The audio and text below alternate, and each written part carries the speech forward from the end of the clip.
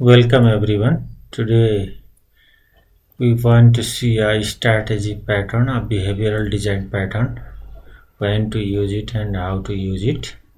So actually it's a very helpful design pattern which helps us to choose a multiple algorithm at runtime. So what it leads, like avoid a conditional logic check if we have too many if else for making decision at runtime, then it helps to solve it. And also it allows us to follow the open closed principle of solid. Basically our code will be open for the extension but closed for the modification. So how we can use it, let's have a simple code example. Without code we cannot have a design pattern. So in strategy pattern, I am taking example like for the payment processing in the e-commerce platform.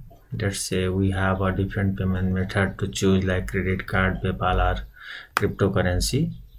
Then at runtime, how strategy pattern helps us to choose it. So it's a very simple way we can define our payment strategy interface which have currently a single method process payment, but as per need we can add as multiple things over here. And then we do the concrete implementation of each payment method like credit card, so we do our actual implementation over here.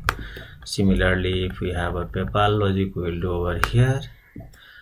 uh, but all of our concrete implementation must have a implementation of our interface, and then our context class that actually helps us to uh, delegates the which payment method will be in action. So this is the section where we can see how easily it allows us by just passing the method. So how our client code will look like simply just our client code can pass the simple PayPal payment statement or credit card payment statements and then do the process. So if we not implement in this way, then we must have a somewhere if else. And one, though we are showing the example with only two concrete implementation, but we can imagine in e-commerce platform we can have a multiple, so it allows us to be easier.